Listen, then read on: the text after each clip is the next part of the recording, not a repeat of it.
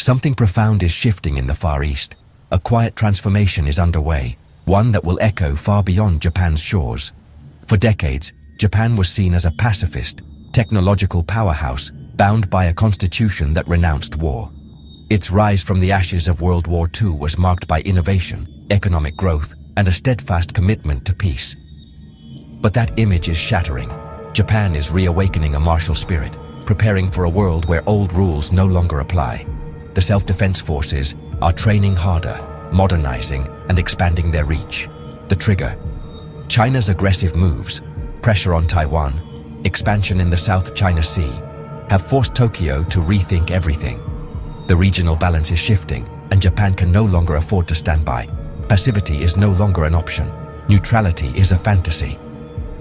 The Japanese public, once wary of military expansion, is now grappling with new realities and hard choices. The time for relying on others is over.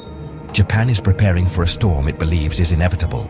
Fighter jets roar into the sky, and bases buzz with activity as the nation braces for what may come. The pacifist constitution is being reinterpreted in the face of what Tokyo sees as an existential threat. Lawmakers debate fiercely, while protesters cling to the hope of peace. The world is witnessing the rebirth of a military power, a shift that will redefine Asia's balance for generations. Japan's military parades are no longer just for show, they are a signal to the world. The debate is no longer if Japan should rearm, but how fast. Politicians, analysts, and citizens alike are asking what comes next and how far Japan will go. The world now watches with awe and apprehension as Japan prepares to become a major military force once again. The sleeping giant is stirring, and its next steps will shape the future of the region and the world. For decades, Japan's policy on Taiwan was a careful dance of ambiguity, balancing its alliance with the United States, its economic ties with China, and its own national interests. Japan acknowledged Beijing's One China principle, maintaining formal diplomatic relations with China, but it never fully endorsed it, always leaving room for strategic flexibility. That era is over. Prime Minister Sanai Takaichi has drawn a clear red line, declaring that a Chinese attack on Taiwan would be seen as a direct threat to Japan's own security and sovereignty.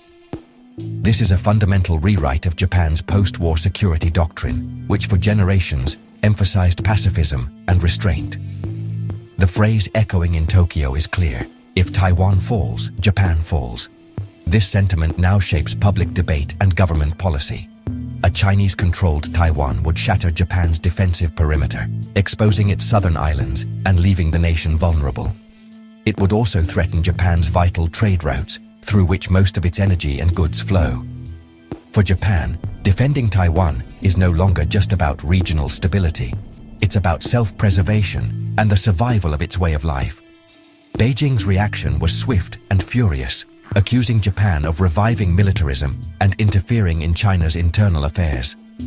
China has begun weaponizing trade in retaliation, imposing new restrictions, and signaling economic consequences for Japan. But behind the harsh rhetoric, there's a sense of shock. Japan has called China's bluff, and the old game of ambiguity is over. The old game is over. The relationship between Asia's two giants has entered uncharted territory. Now, Taiwan's fate is inextricably linked to Japan's, and the region's security architecture is being redrawn in real time. The world is watching closely, waiting to see how China will respond to this new reality and what it means for the balance of power in East Asia. The stakes have never been higher, and the next move could reshape the future of the entire region.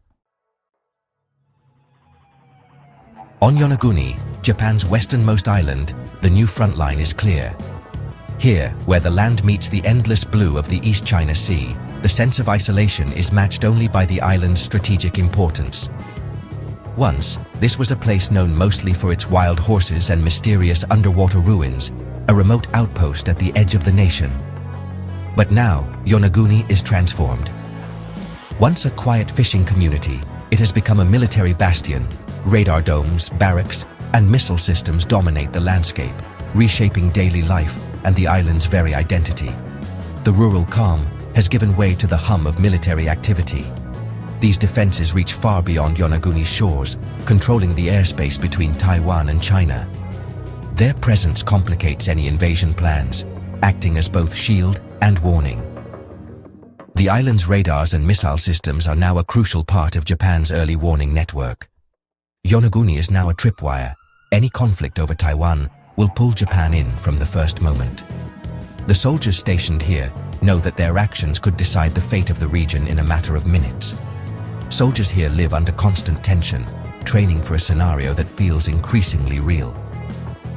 Every drill, every patrol, is a reminder that the peace they protect is fragile, and the stakes could not be higher. For residents, life has changed. Military presence brings both fear and a sense of duty. Some worry about the risks, while others feel pride in Yonaguni's new role as a guardian of Japan's future. This is the price of Japan's new strategy: fortify the vulnerable, stand ready. The island's rugged beauty is now intertwined with the machinery of defense. Yonaguni is the first link in a fortified chain, a physical barrier to Chinese expansion.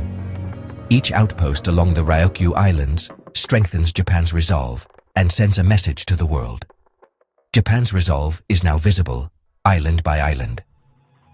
From Yonaguni to the farthest reaches of the archipelago, the nation stands vigilant at the edge of the world. While Japan grows stronger, turmoil brews in China's military.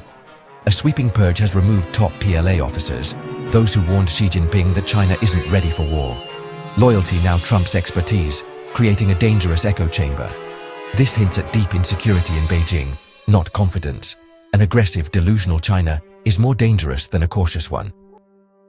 As Japan builds its wall of steel, China may be dismantling its own internal safeguards. Japan's transformation is forged in steel and technology.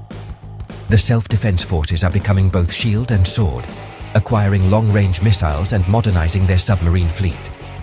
For the first time, Japan can strike deep into enemy territory, deterring aggression with the threat of devastating counterattack. Submarines will hunt Chinese vessels, enforce blockades, and protect sea lanes. Command systems are being unified, and joint operations with the US are routine. This is more than buying weapons. It's building a new integrated military machine. Japan is reinventing itself as a first-rate military power. The era of the pacifist samurai is over. La nueva postura de Japón ha sacudido el tablero internacional. Estados Unidos, su aliado clave, ahora muestra ambivalencia, priorizando la estabilidad económica con China.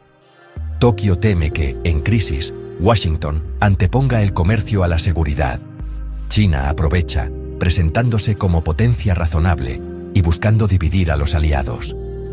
Rusia observa con recelo el rearme japonés, preocupada por un segundo frente en el Pacífico. El muro de acero complica las ambiciones navales rusas y chinas. Un conflicto en Taiwán sería una crisis global, no solo regional. El mundo observa, consciente de que el equilibrio es frágil.